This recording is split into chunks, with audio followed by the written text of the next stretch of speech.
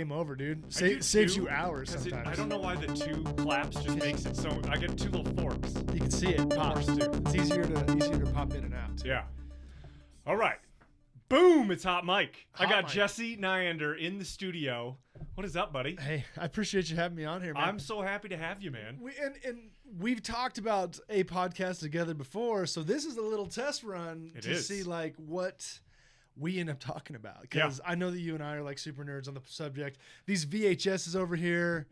I mean, I'll be honest with you, and not to brag, You could bury my collection. I could bury your collection. Maybe 2 or 3 times over. Over and over again. But like you've got the classics though, so you narrowed it down to like primo. I've got stuff that's just like could be considered trash. Like, okay. It's borderline trash. It's borderline trash, like 80s films, but like there's a niche for that. There's a whole like community online for it. So.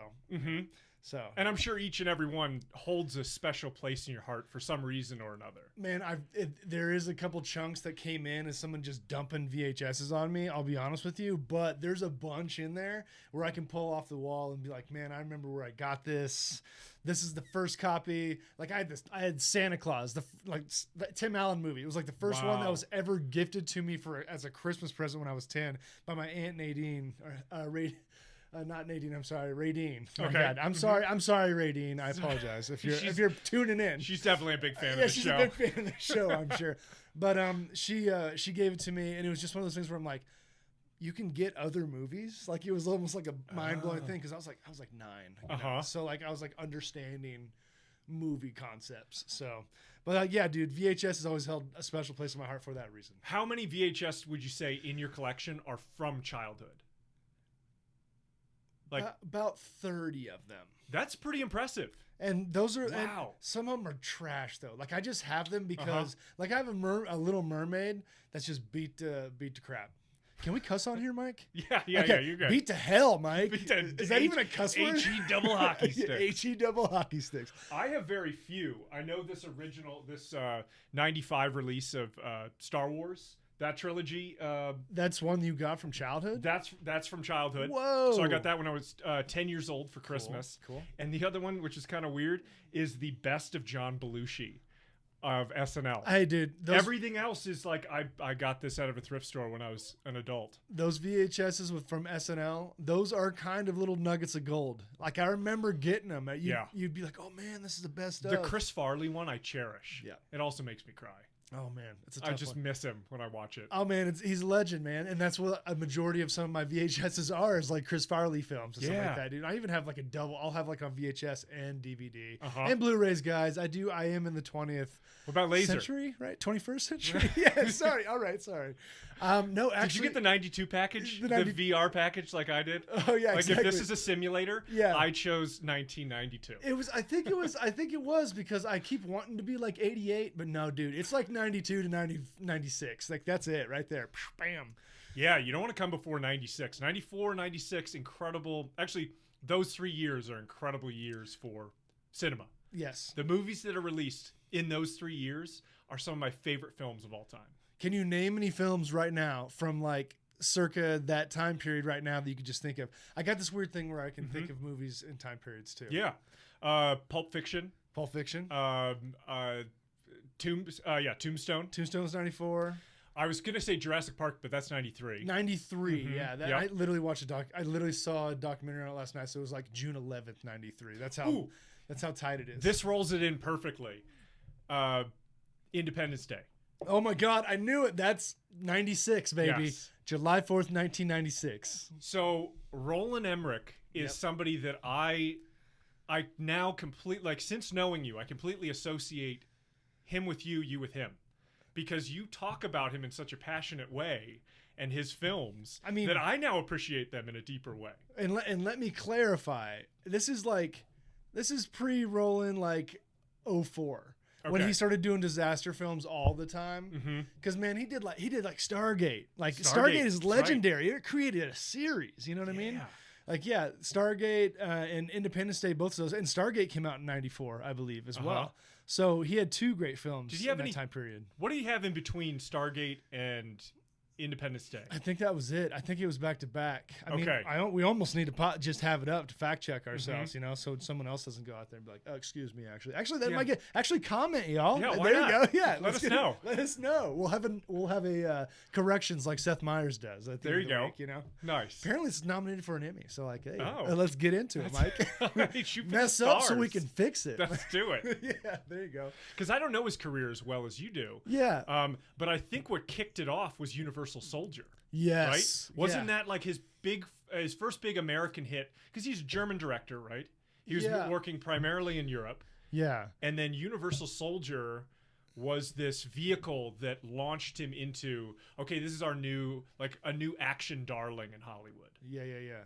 And really went on a string of killer films. Man, and Universal Soldier kind of ushered in a whole like generation of strange military style sci-fis that weren't necessarily like were like military, but like it had like this weird echo of like maybe the U.S. military was like also funding it to make make it look like badass, because man, they had some rad stuff in those movies. I've read some stuff. Mike. It's pretty cool.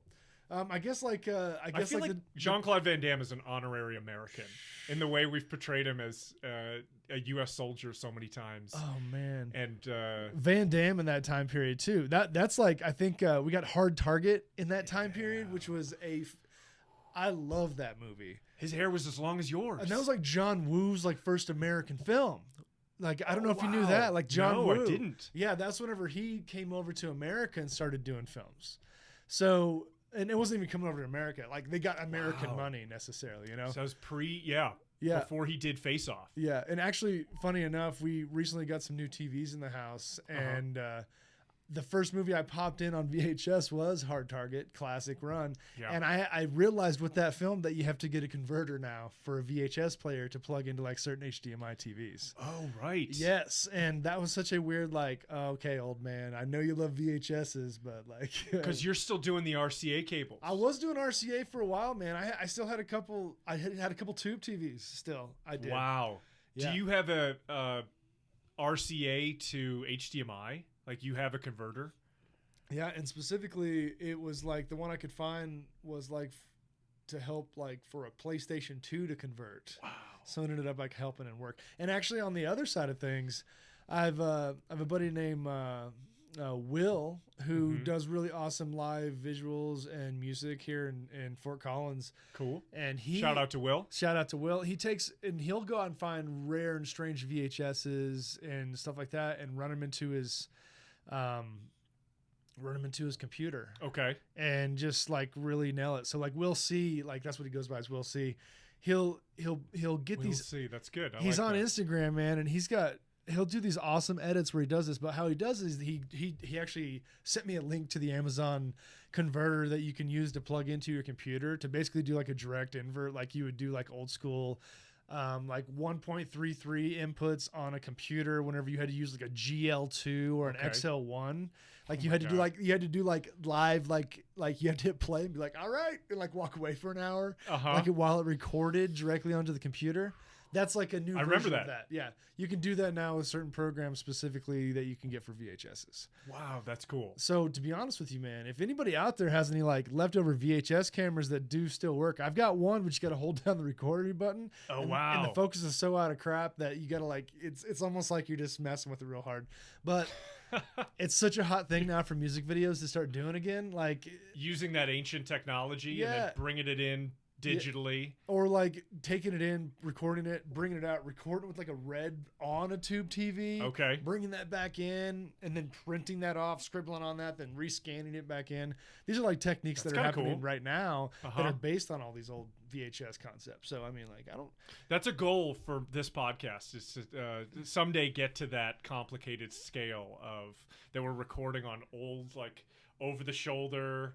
But then we take that footage and then we film it on We need two live cam ops too that are holding it on shoulder the whole time. Like I want that action. Like zoom in, zoom out. I had an idea when I was working festivals, and that was my whole life. A buddy and I had an idea of having a VHS festival. Yeah. And the VHS player is up at the front of the theater.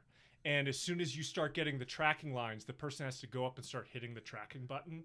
And people are going, up, up. No, you went too far. Down, down, down. There. Oh, man. Yep. Oh, you had it.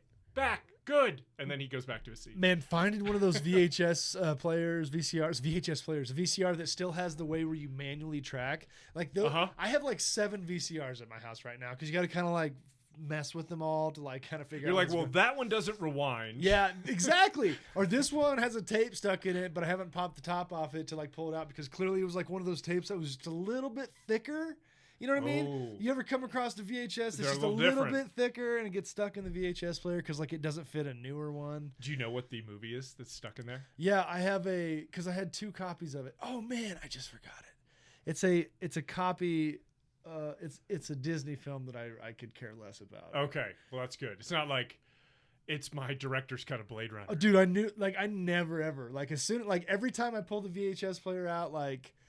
Every 3 or 4 months to like pop it in and just play a series of films on it because I also got a tape cleaner that I pop in first to make sure I clean off the reels. Smart. Just keep that thing clean, or it'll get your VHSs dirty, and that's when it gets gunked up in there. Okay. And or collects in there, and if it gets too hot, it melts. Where do you find all this equipment?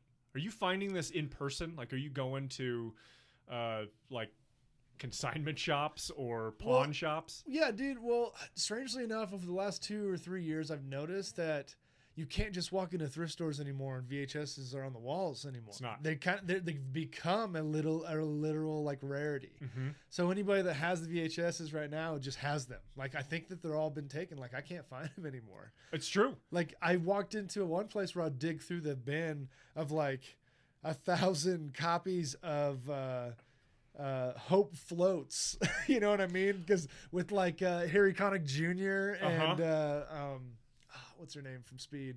Bullock. Bullock, yeah. God, what I forget her name. Well, isn't that a thing that you'll notice, like, or when you were collecting on a regular basis? Isn't it crazy? You'll see these videos that were like, wow, this sold so many VHSs because I see it everywhere. Yeah. In every single thrift store, I see multiple copies of something like Hope Floats, or I'm trying to think of one that's. Well, did you ever see? It gets me every time. Did you ever see that display out in LA? That was like an art display, and somebody like this group of guys went out to all the thrift stores they could possibly find over like 2 or 3 years and bought like every copy of Jerry Maguire. And then it was like an That's one, yeah, for sure. Jerry Maguire is one. And very common one. Another one is there was a guy that was trying to collect all the copies of Speed. Okay. So I have like 2 copies of both those films just to make sure they don't have all of them. Nice. You know what I mean? I got them.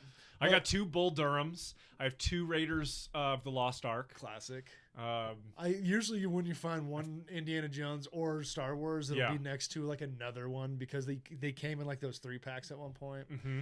So that was a pretty good run. I have 1 full trilogy of. Or I have 2 full trilogies of Star Wars. Yep. Well, one is from the original release, the home release. Nice. And then there's that the one that I have that is from my childhood that I got when I was 10. That was the last time that it was available, the original version. Gotcha. Like you can't even get the original non-special edition on DVD. Like it has to be the tampered with version. Yeah, I was gonna say that. This is a good lead-in because I know that you're not a big Star Wars guy. Hey, you don't have to call me out in public. I don't mean it. I don't mean it like that. I don't mean to do that. It's true. It's true. I'm not a huge Star Wars fan. Yeah. Well, and I've waned. I mean, the original trilogy is the whole thing that got me interested in filmmaking. Made me feel like. Made me feel creative. Like, oh my god, I can think of these wild things. Well, I mean, it's important. Yeah, the problem is like, and I agree with it. Like, you literally got that as a child, and I didn't get to experience. Because whenever we were younger, you didn't have access to all this stuff necessarily. So I didn't have anybody I knew that just had access to the Star Wars trilogy, and I didn't see it till I was like 16. Well, and that's kind of too old. I didn't experience that childhood one. It's like my parents took me to Disneyland when I was 12, like because they finally had made enough money to do that. But then they took me to like the Kingdom or something, but like it was like designed for like 8-year-olds. So like I was just like, this is kind of terrible. I think I missed the window here. Yeah, and I'm like, man, this is just not as glamorous as like it could have been. Yeah. So like I respect Star Wars and what it did and where it came from because I'm a film guy. I understand its existence and why it needs. But I didn't get to experience that, and I feel kind of like 8 through 12 is like that's a perfect window to catch it. But I saw like the Alien series. Yes. So, and that's what I meant to do. I didn't mean to call you out It's okay. on not No, liking one of the most. What I said was blasphemous. Yeah. In, like these film and like, sci-fi fans. I promise. What I wanted to do was highlight the fact that you told me that the Alien series that was really the sci-fi trilogy or saga that you grew up on. That was the space saga that you grew up on. Yeah. And I thought that was fascinating. And I'm curious, when did you see it for the first time?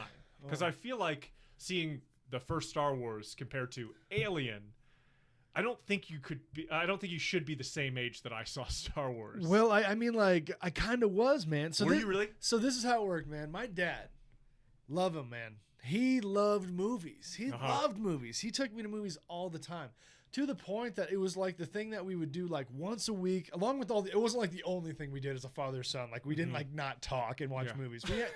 My dad and I are like the same guy. Like we have a blast together. But like something that we love to do is watch movies. And every time, even when I go back and visit them every year, or if they come out and visit us, and we usually see each other every 6 months, you know, love my parents. I'm an only child. So I get to hang out with them. We go to the movies. And that's something we've always done. And like, we'll all just kind of decide on which movies to pick at the time.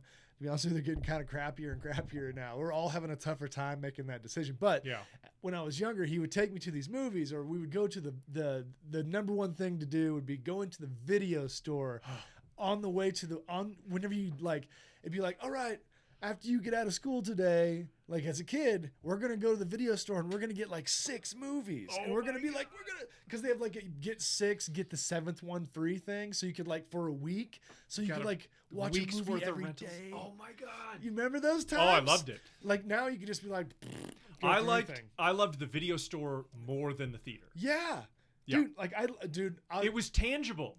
I could pick up each and that's why this is a monument to my childhood, is that this is what I grew up on, and actually holding and handling each and every film and looking at the backs, they became classics without even me watching them. Well, the video store was just part of it, man. Like the theater was great if you could go to it. Sometimes you couldn't. Sometimes you couldn't make it. Life gets in the way. Movies were coming in and out, and they were all amazing, and you couldn't get them all.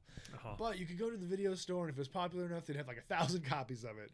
Or they'd have like 1 copy in the back or something. Or you'd kind of explore and go around. So what I was trying to get at is like what happened is we'd go to the video store, and we'd pick out flicks, and I would always come across strange covers, and like 2 covers that stuck out forever and ever, and I didn't know what they were until years later, was Dead Alive, with the girl with the mouth open with like the skeleton, the skull coming out. Oh. My mom would never let me rent it because it was clearly not for a child, but like I remember seeing it on the shelf always, like every time we'd walk by, forever. Like it's ever. iconic. I can picture it. Yeah, and then the other one that I saw was Alien 3 cover, which had like just like that, like it was like the egg, the tail coming out, or that was the one that had aliens. That was aliens. Yeah, like but like it's the one I'm pretty sure that has like the ancient like alien cover of it. Like they're like it's like an older version of it, and it's like the I think it might be coming out of the egg. You're right. Okay. But I remember seeing that. And that's Alien 3. I think that's Alien 3. The David Fincher. Okay. David Fincher one, which I didn't see till years later. But like I remember seeing that. And then I remember my dad having like it was on, and something that was also a beautiful thing around our time period is they had things like TNT and the USA channel and like all these like cable network channels that would just play these movies on repeat all the time. So like you would get like a chance to like see them later on. But like I remember the Alien series because my dad would like tell, like we couldn't rent it, but he would always play on like some kind of late night sci-fi channel thing. And it was like, it was being treated as like a B movie at the time because like no one was really into the Alien series hadn't fully bloomed into what it is now. Okay. And so like it was always out there, and that's the one I saw. And like I remember specifically the first Star Wars I got a look at for a split second was like the first time they were doing the series on like I think it was like TNT or like USA, and I can't remember all these other channels that were like the same. But they had Empire Strikes Back playing, and I got like a glimpse of it. here and there. And then I remember at the daycare that I went to, they had like a collection of VHSs that I never knew the covers of.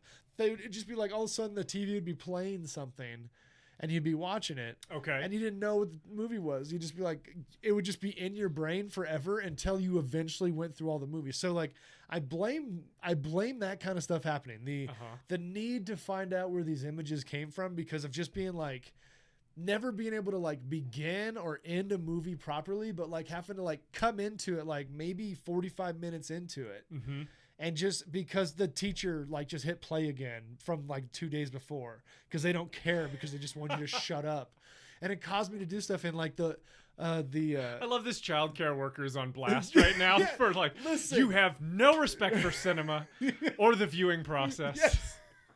And I know it was really because honestly, Mike, I was a fucking asshole as a kid. I was like, blah. I had like ADD or something. My mom was like, we're not putting them on drugs. They're like, God damn it. So like, so they would just put movies in front of me and that always solved the problem. I would sit there and watch movies like no It was problem. the drug. It was the miracle drug. It was storytelling. Storytelling. And then, in that medium. And then after a while, they learned that if they let me tell stories or make the projects, that's where I excelled. And like, there's a couple teachers that noticed that. Yada, yada, yada. I do this kind of stuff now for a living. So like it's kind of been an extension of the idea of like this was the only thing that worked to calm me down when I was a kid and distract me without having to write sentences over and over again because I was terrible at that apparently.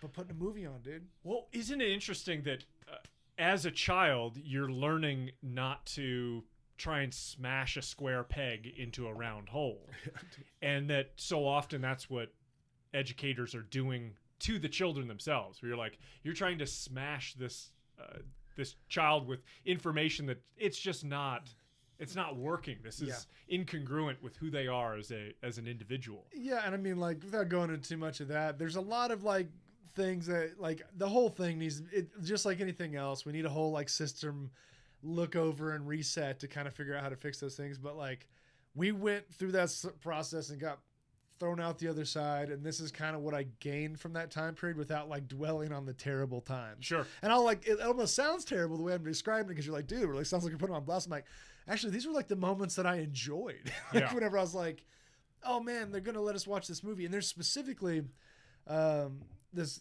this movie called Mr. Boogedy. I don't know if you remember this at all. It was like a short film that was made by Disney or something. And Mr. Boogedy? Yeah, and like they had a copy of it on VHS. And I remember not knowing what it was, and then the internet came into existence, and like in the late aughts, I like finally figured what it was out, and the girl I was dating at the time went out and found somebody that had a VHS copy of Mr. Boogedy 1 and 2 and like ripped it for me, and I have it on like DVD now. And it looks terrible because the VHS was just like clearly like it'd been like in the back of a car for 15 years or something. Melting. Yeah, dude, it was like they were like having to like turn the wheels themselves or something like. Oh no! But like it was it was one of those things where like that was what the VHS is a thing that would just you put in no matter what. When you take a DVD out and put it into a DVD, I think maybe now. There might be a chance where it might remember. There's some DVD players that might remember the last time it was in there. But with the VHS, it's there, and like whenever the last time you watched it, and like specifically, I have a VHS collection of like a bunch of movies that were like ripped off of TV. My buddy Kendrick Irvin.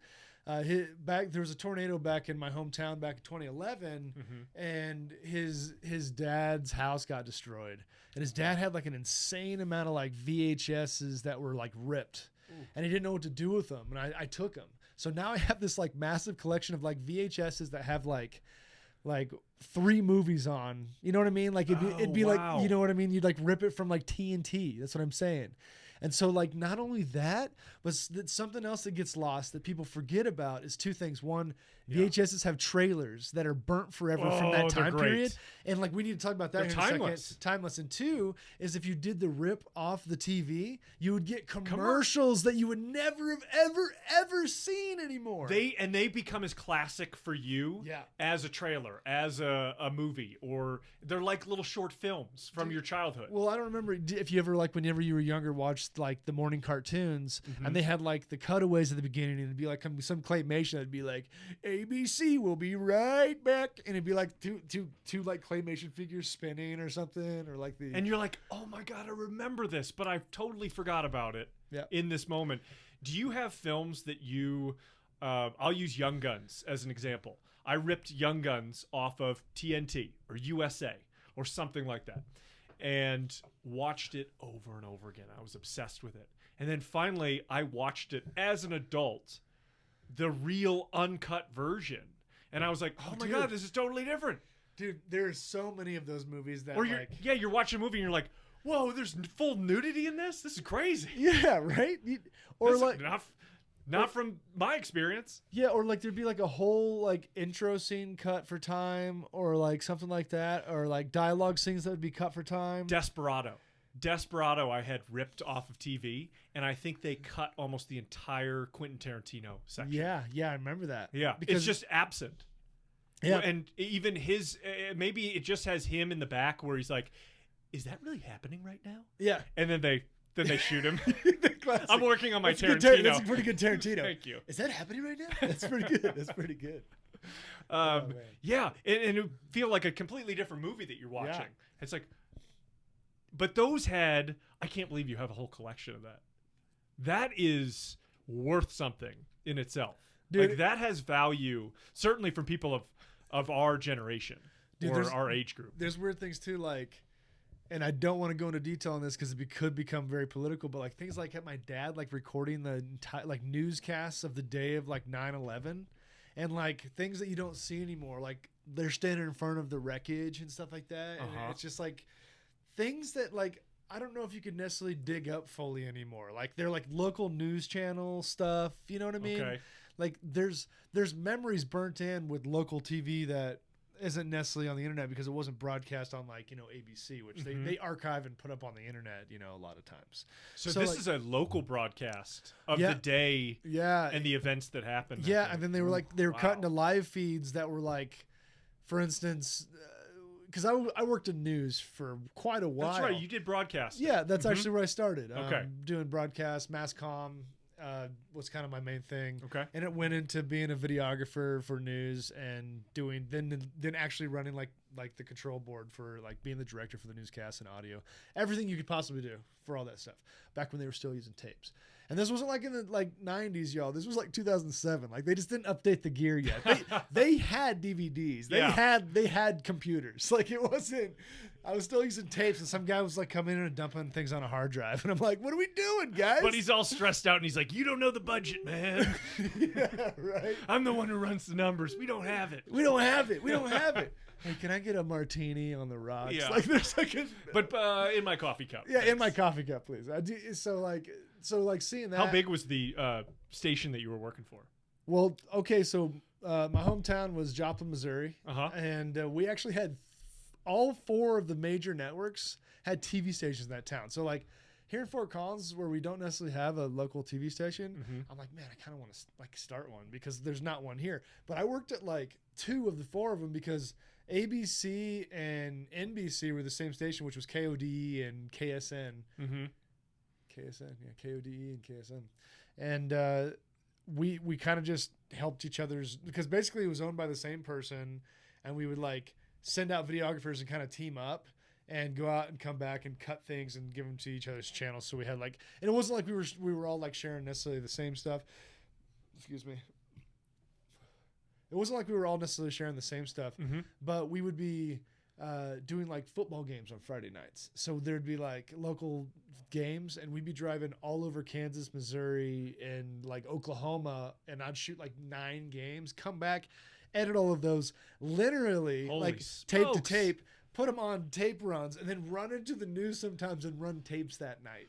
Like that, and like because I'd be, and then the other nights, like on the weekends, I would actually like direct the news sometimes. I never actually made it all the way to like main director, and to be honest with you, it was kind of a stressful job, it looked like, so it wasn't necessarily my cup of tea. And I was already kind of transitioning to doing more narrative documentary stuff and kind of getting moved out here in Colorado. So like it was a whole different thing, but like, yeah, that's where I started. And good life experience. Good life experience. But like seeing how all that ran and how the tapes were in that whole world, and seeing like the local news station and seeing like what they would do for like live feeds, like the day of like the 9/11 thing specifically, they'd have a feed that was constantly being fed from like literally from like the Pentagon, where they just like report in anytime, and we would just like cut into the feed during the live feed. So it'd be like people talking and be like, this is terrible, this is terrible, this is terrible, like local people. And they'd be like, we're going to cut to, we've got a live feed coming in, and then they would cut to it. So that's like what's on the VHS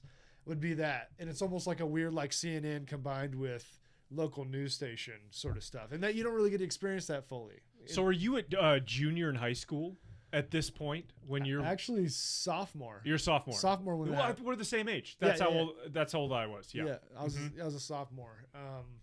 Yeah, whenever things happen, I was actually in weight class, dude. Let's not go into this. This is crazy, but like, yeah. Hell no. Let's go into the conspiracy. Yeah, let's do that. Building 7. But like, speaking of like that kind of like Americana time period, and like seeing like what was being recorded is kind of what we were getting at, is seeing that kind of stuff.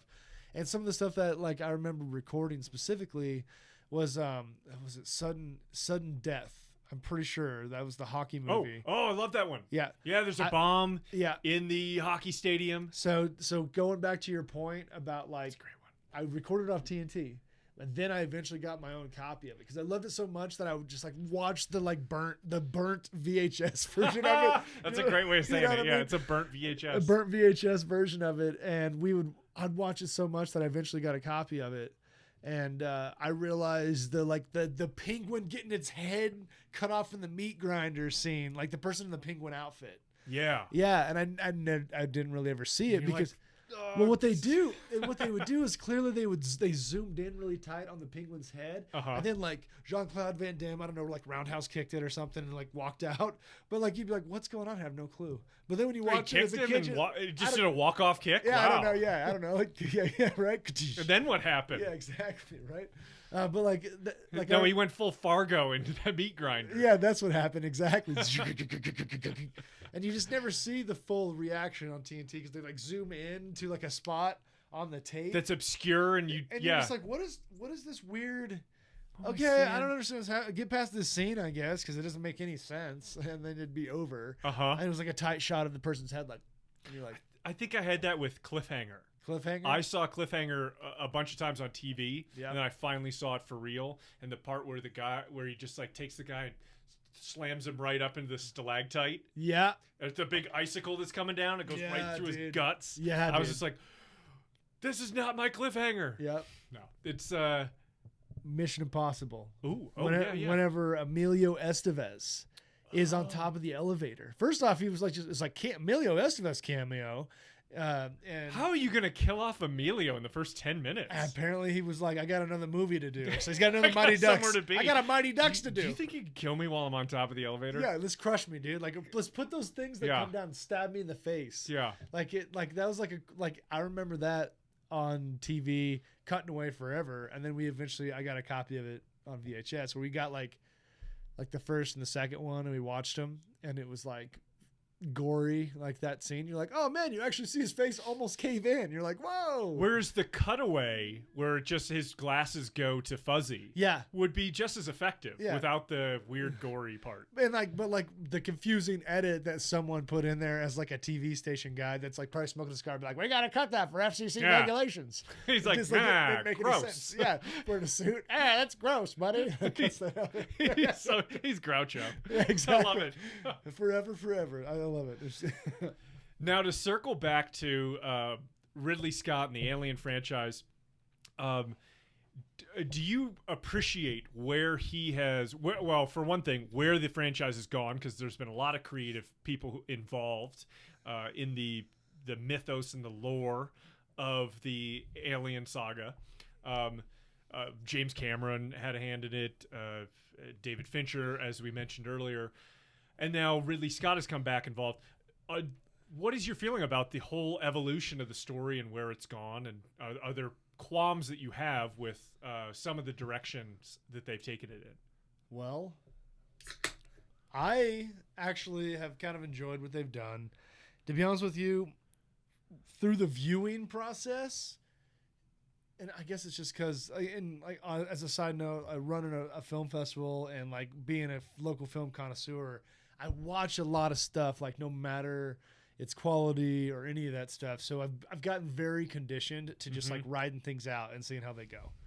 And there's that's actually like a muscle that you strengthen through repetition. Yeah, and it's because you're right. Because you need to watch things and find the good in them no matter what, and then find what you can fix about it. And as specifically like finding local films, helping people out a little bit, you're almost there. You just need to adjust this, yada yada yada. So through that muscle reaction of not just being like, well, this isn't shot on a red or something, you know, you got to be like, well, what'd they do? Was the story good? They do well. Like what? Well, that's great. You know what I mean? You got to understand that like that's what we're trying to do is like strengthen our really good skills and learn what we're not doing good at and getting better at it. Boom, boom, boom.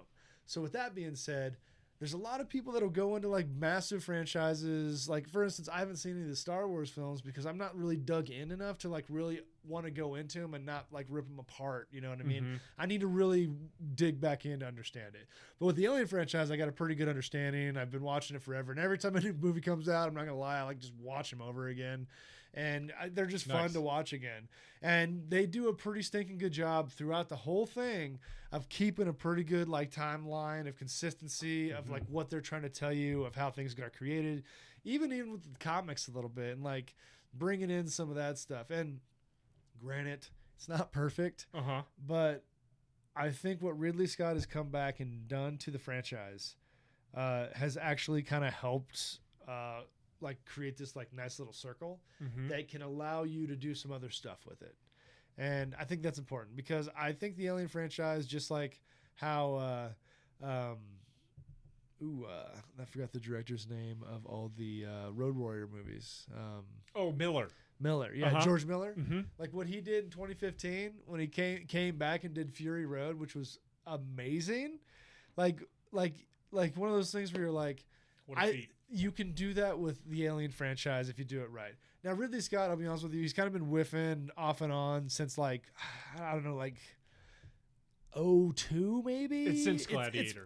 Gladiator. So that's 2000. It's been touch and go, so I think, since Gladiator. Yeah, and to be honest with you, after his brother passed away, I'm pretty sure, I mean, at some point, you've made a lot of movies. Yeah. So you're just kind of making movies. And I love Ridley Scott. And I'll still see his movies, just like I see Spielberg's flicks. Like, you know what's a sleeper Scott film that I am obsessed with right now? What's that? Is Legend. You mean you talking about Tom Cruise Legend? Yeah. You think that's a sleeper? I thought that was I think that's one of the best like 80s like fantasy films. Well, I absolutely agree with you. Yeah. Maybe the reason I'm saying it's a sleeper is I recently watched a Ridley Scott breakdown of his career. You know, have you seen those where? Oh yeah, definitely. Where different I haven't seen Ridley Scott's creatives will talk about and break down totally. films in their career, and it was completely passed over, and that made me really sad because I was like, that's like that's the one I really want to hear about. That experience. I want to hear about that and Blade Runner and how they correlate with unicorns. Yeah. What's your thing with unicorns? Like, I want to know, Ridley. I want to know. Yeah, what's up? But so maybe it isn't a sleeper. Maybe that is something that a lot of people see as. I mean, that is a staple of the 80s, and I think it is a high quality.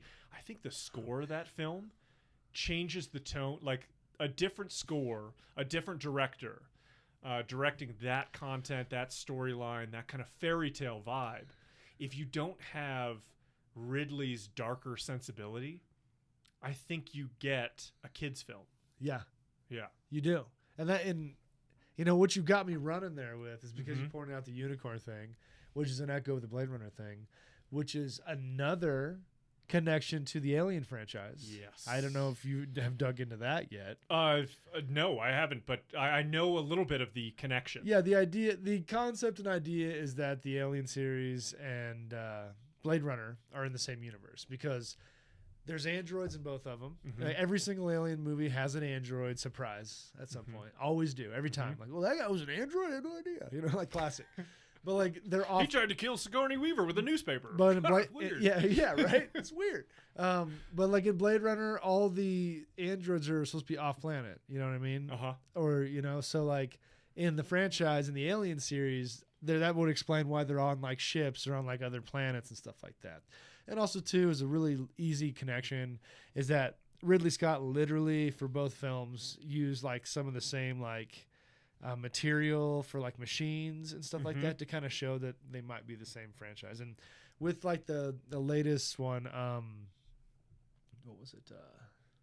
Alien Vengeance. What was the most recent Aliens film? I saw it. I'm trying to think. I can picture the cast. Yeah, it was after Prometheus. It was Alien. Well, and like spoiler alert, if anybody's hasn't seen these films, but like that turn where like man created droid, and droid created the ultimate beast, which is the alien, makes sense to me because.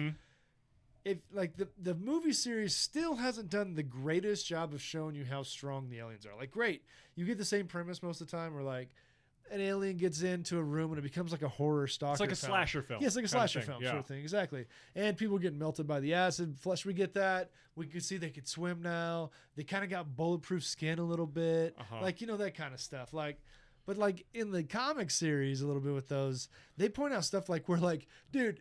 An alien can just like jump off Earth, create its own atmosphere, and just like float in space if it wants.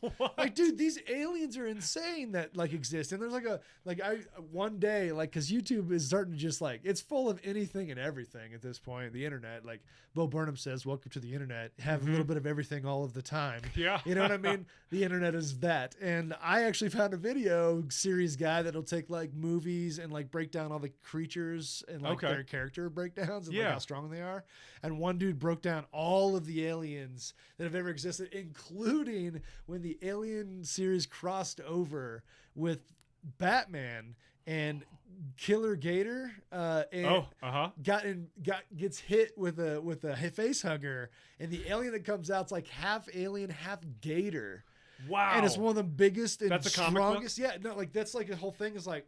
So, and then Batman has to fight Alien Gator. Alien Gator, dude. Like there's a whole series on that. So the idea that the alien like DNA through like basically laying a face hugger or doing it a certain way, creating a DNA spin, you can create other things. Like in the fourth one where Ridley is a clone, but they create a half human, half alien beast based on the Queen and Ripley. Okay. And it creates that weird skin monster that gets sucked out the window by its brain hole. You're just like crying. The first time I saw that movie, I was like, oh my God, I feel so bad for that thing. She's like crying. Like they're holding on this too long. I'm like, Stan Winston behind this? I think he was. I'm not really sure. But like, yeah. So like with that being said, the comics involved, like how things can mutate, and then utilizing how Ridley Scott is trying to make it to where it's just all coming from like this like basically mass destructive goo that was created by this like species that can mutate and turn anything into everything. That has put another twist on it. There's been some comic books where like there's been lakes that are just that substance. Oh, wow. And like creatures in it are just like constantly morphing, and it's like half shark aliens and shit. So like if you play with it in a certain way and you're not like addicted to the alien source as it is, like it'd be like you getting mad at how like Resident Evil's being rebooted right now, and they're trying to make it a little bit more like the video game and not so much a movie for Mila Jovovich. Like it's just a series for her because her husband directs the movie. That's the point. Like I bought Rachel the Blu-ray all collection because she's went and seen all of them in theaters. Wow. So like I bought that for her, and so we watched them all back to back. Just did it, and you just sit there at some point. You're just like, this isn't even a Resident Evil movie. This is just like Mila Jovovich with like too much CGI on her face. Like it's. Is it anti-aging? Yeah, dude. Like it's hardcore. That's rough. So with that being said, like with the Alien series and what Ridley Scott has added to it by adding like this like alien goo sort of stuff, which I'm not really sure if it's from a comic or anything, to be honest with you. I think comics started being written about it afterwards. Okay. It's put another spin on the series to show you that yes, whatever the beginning of this mad substance is that helped create these aliens that the droid used to a human for, which is Fassbender, obviously. What's his name? David? David. Yeah. David creates these Which monsters. Kind of it's very fitting that it's David first man. Yep, first man. No, I'm thinking Adam. Yeah, Adam. I was thinking David and Goliath. Jeez, I went biblical. What Apparently not, Mike. Fucking Apparently, shat the bed. apparently you need to whip it out. No, Gotta brush up. you gotta brush up for the next one, man. We're doing David. movies and moguls, and it's all about the Bible references. Okay, maybe it's Like, Leonardo's David. there you go. Maybe it's the creation. There you go. Yeah. The creation. That's what it is. Yeah. Because that's what. What's that character?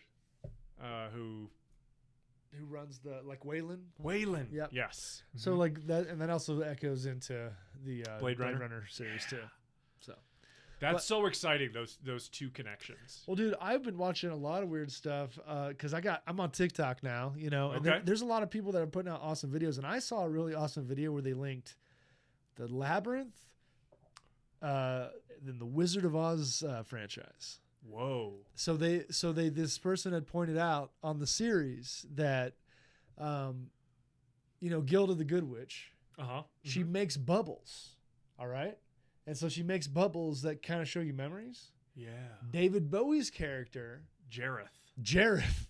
creates bubbles. Jareth Crotch Bulge, I think is his name. Yeah, or just like Sir Crotch Bulge. Sir, that is Sir Bulge to That's you. Sir Bulge too. I saw him knighted, him and his bulge.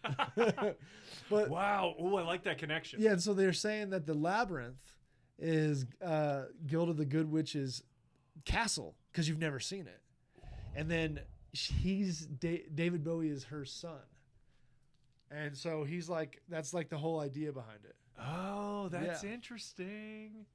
Yeah, so like that. Uh-huh. So that's like something cool. So then like Return to Oz has that same echo in it where it's like the fallen, the whole like falling of the Oz. So with the Wizard of Oz translating into like the fall of Oz, which is the Return of Oz, you get the Labyrinth where it's like a decrepit Oz. Wow. And you see all these characters that are like, like nonsense beasts. And they're all from like David Bowie's like magic tricks, who at that point, the good witch in theory has become the bad witch, which is David Bowie and his bulge. Wow. Oh my God. Now, is this a completely original theory? Had you ever heard this before? No, that was my first lap on it. Like I get these every once in a while. I'll see like ones that'll just blow my mind and I have to go like watch the series. So oh wow. And I don't have Return to Oz on VHS, so I'm kind of disappointed in myself that I do have it downloaded. I do have a whole hard drive of things I don't have. Okay. In person. What about what is the is it just Oz? No, Oz is the HBO. What's the one with the with Michael Jackson as the Scarecrow? Oh, are you talking? Wait, are you? Just the Wiz? The Wiz. Yeah, that's right, the Wiz. Yes, Vanessa for the win. For the win. Yeah, that's right, the Wiz series. I'm curious because I haven't watched. I saw the Wiz once and it was on TV, and I need to pull it back out because I've seen more references to it and more like stage performances and stuff like that. And I've just started watching Always Sunny again because I love that show. And I think in like season like 8 or 9 they do a Wiz off or Wiz spent like mimic of it or something. Oh my God, I don't think I've seen that episode. Yeah, well, like Always Sunny really likes to push the line. But yeah, like it's still a pretty good show. I think it's pretty hilarious. That's fantastic. But yeah, at any rate, I don't know. Not the Wiz wasn't on the list, and like I said, dude, TikTok will pull some wild theories out that make me go examine things a certain way. Somebody made a post about Hereditary, and you see the two main characters from Midsummer walking in the background, and that they're like those films are maybe connected. Yeah, because it's the same director.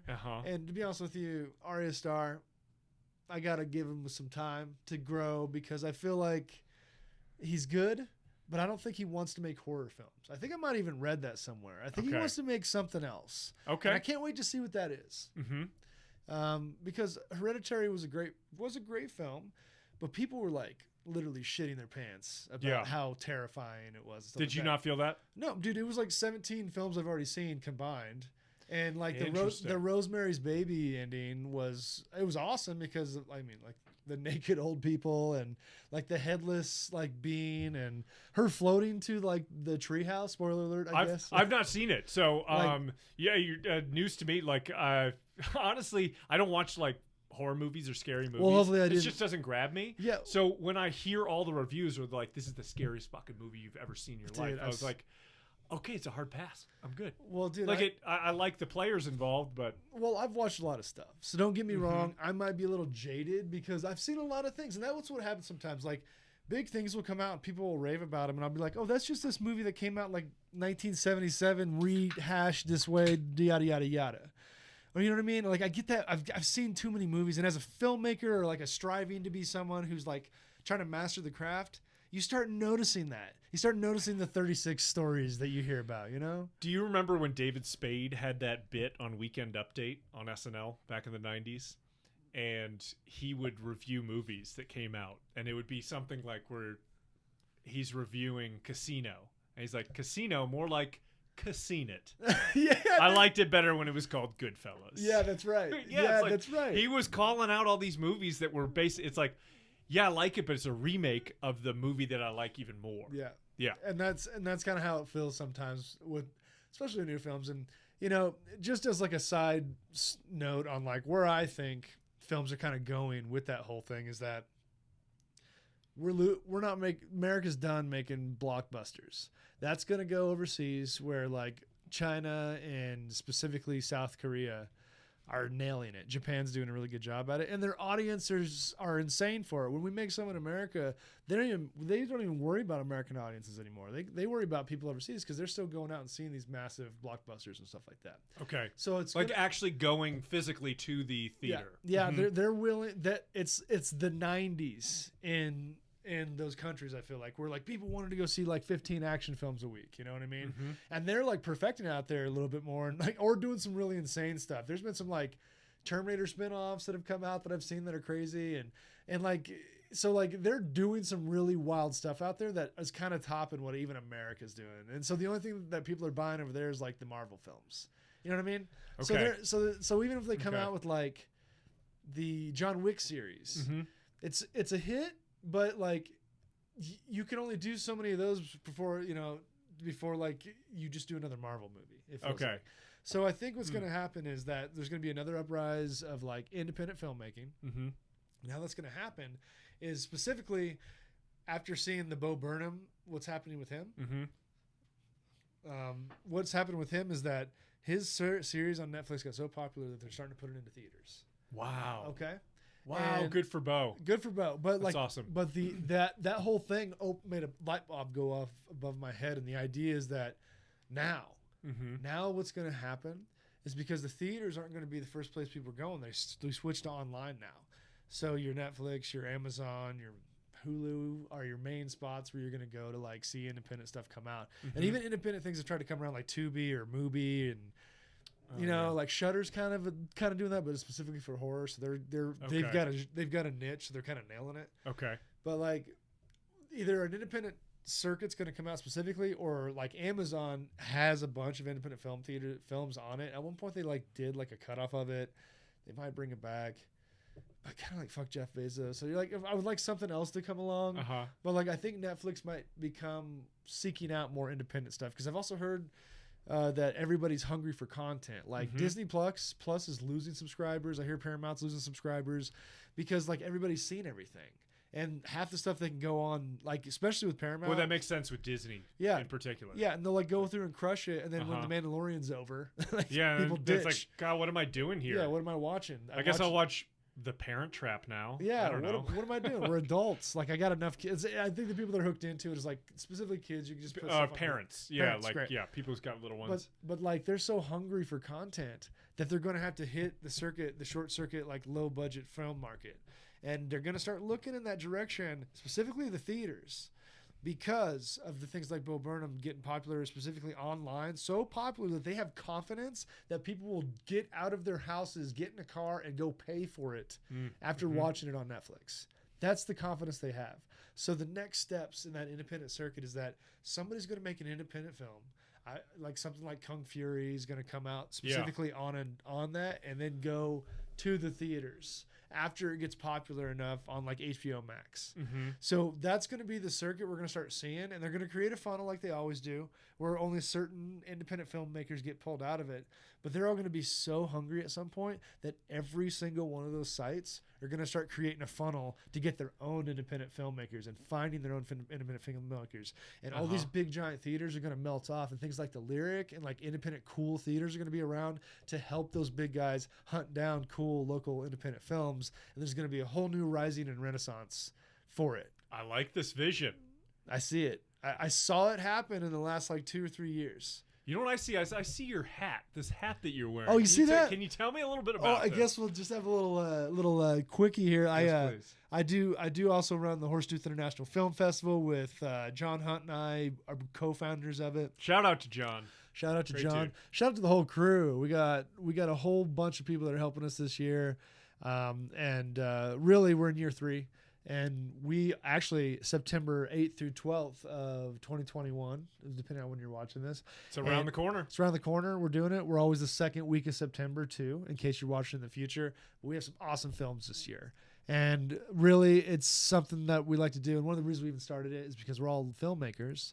And we want to make a festival that felt more for filmmakers and local people to see like outside films, because we've noticed on the circuits that we would go to, there's a little bit of a disconnect on some of the bigger festivals. Like they just get great stuff and you come and see it, but there's not like a focus on local filmmaking. And we have such an awesome local filmmaking scene that we can put a lot of local films with some national and international films and create these awesome blocks and get more people seeing stuff they wouldn't see normally around here. And I think it's honestly causing people to get a chance to also meet these folks, because we'll fly them in. We're going to have some panels this year.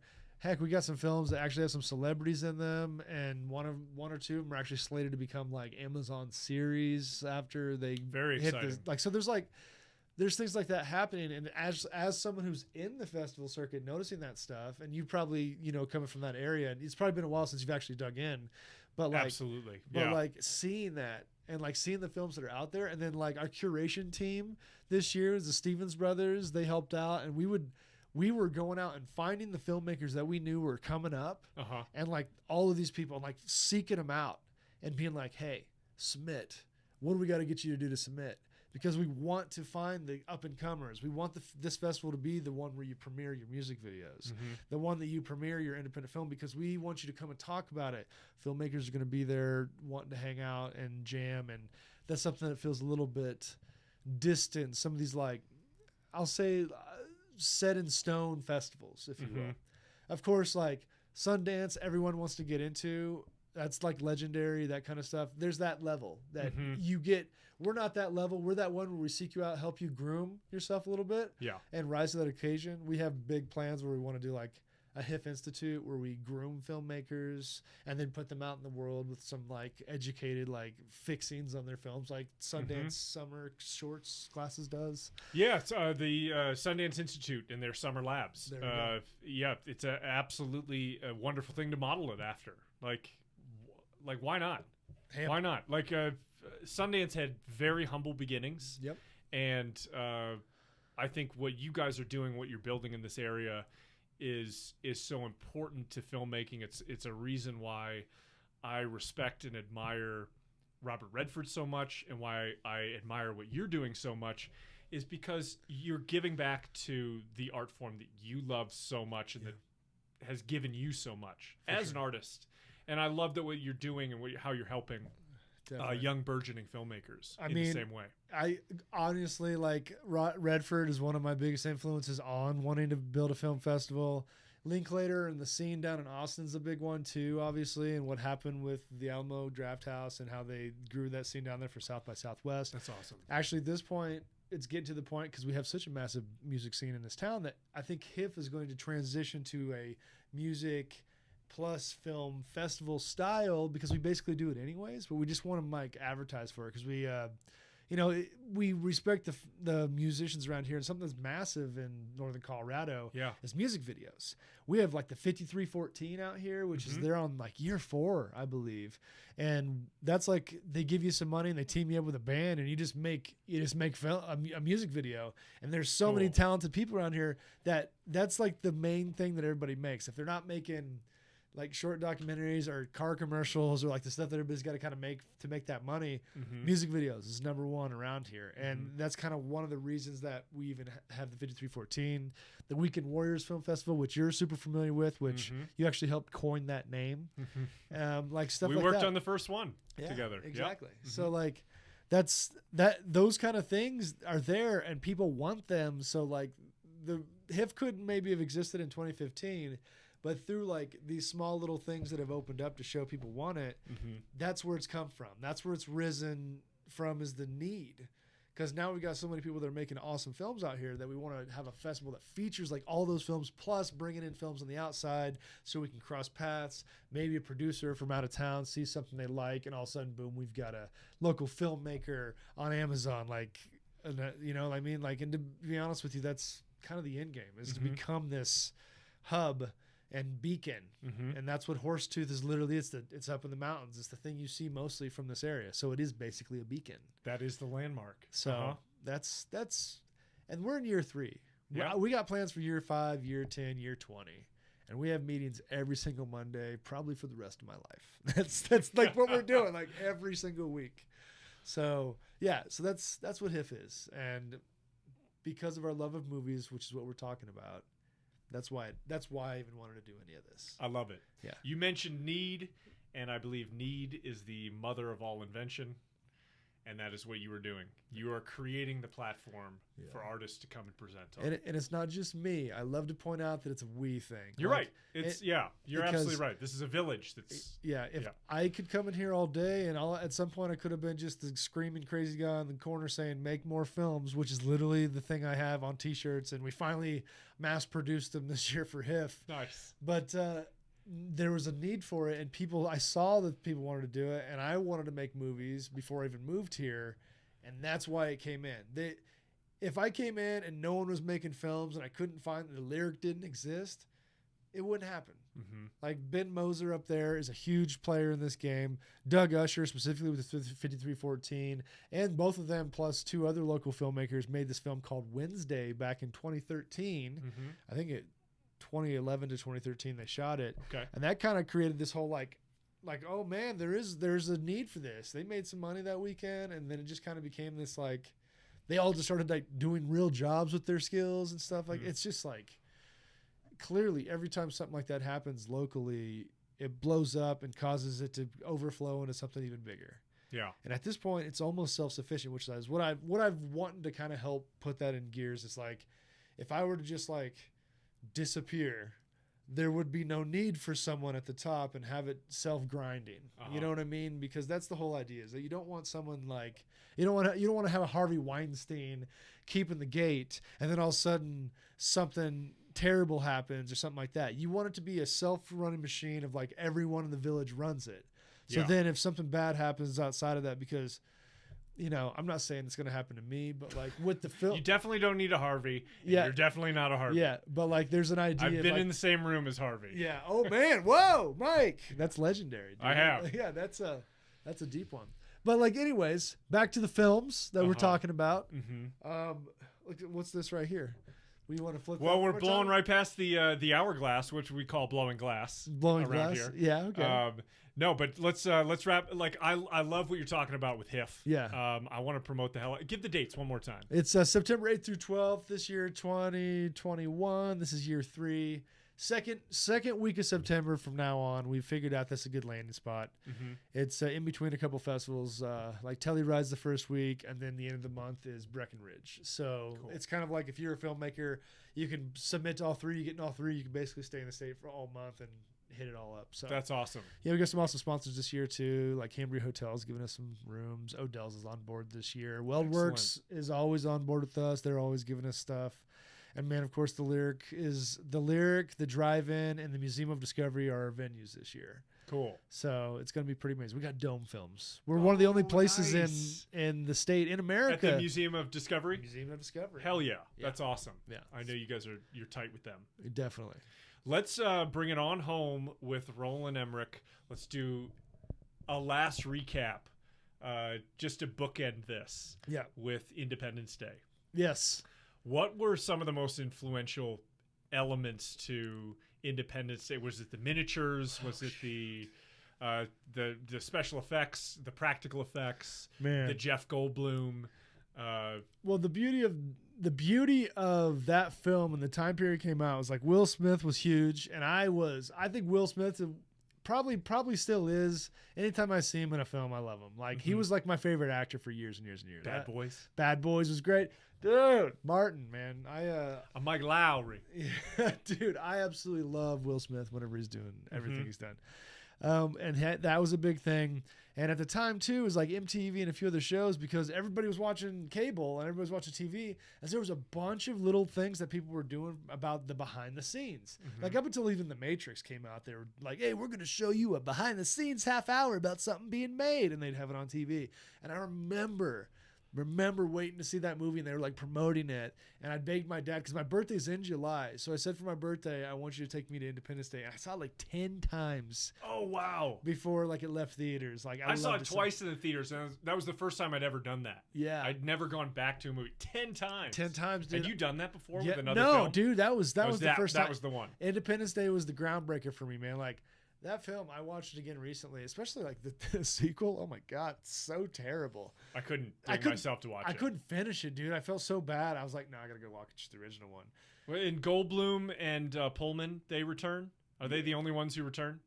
Yeah, I think it is. Bill Pullman? Yeah, to be honest with you, I kind of like it. It was such a turd, dude. It was bad. It was like a garbage film. And I think they're making a third one. I'm like, man, I love you. But the first one, like, yeah, but holds the first up. one. The first one is amazing because of what it did for me at the time. And did like I text you on the 4th of July that I was watching it? Did you? I don't know if I did, but I was watching it thinking of you because I was like, oh, Jesse would respect that I'm doing this right now.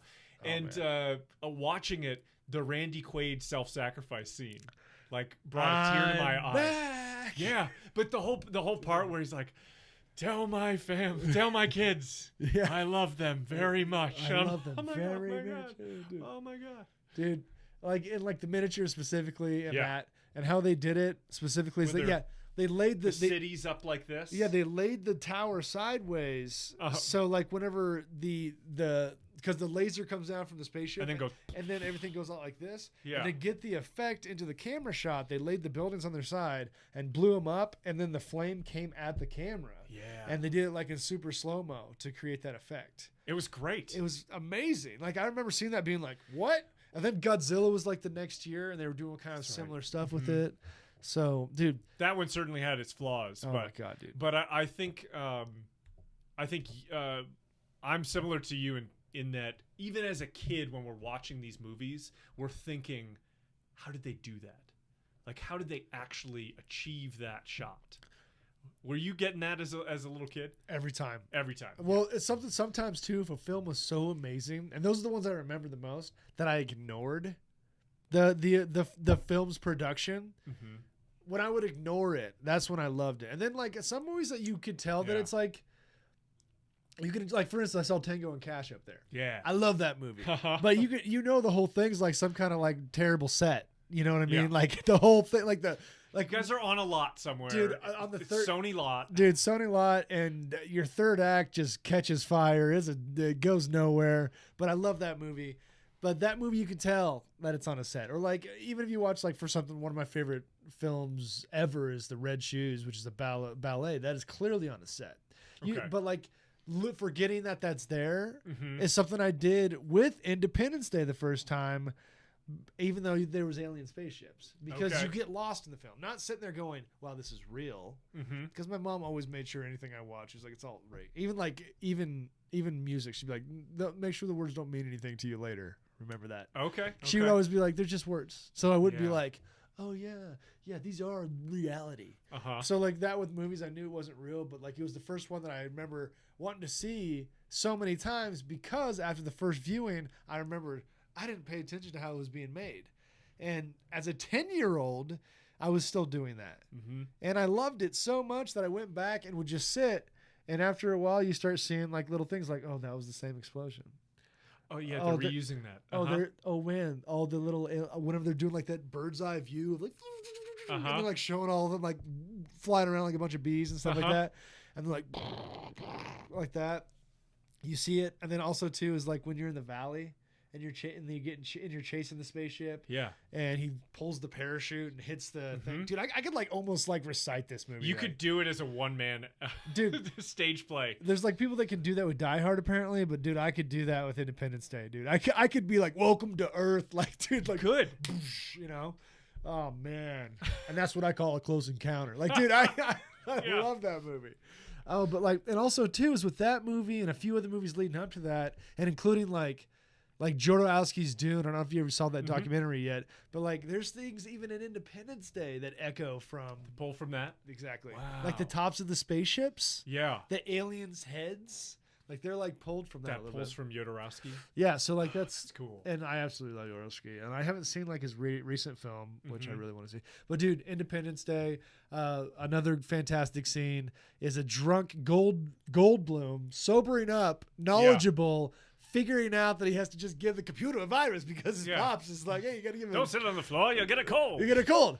Wait, and he's like.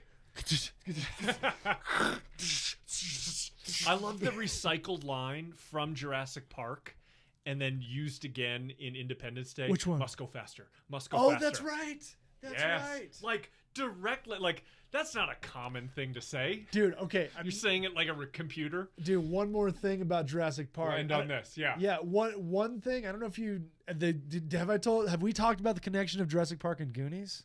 No, tell me. It's just a simple thing. But Nedry, Yeah.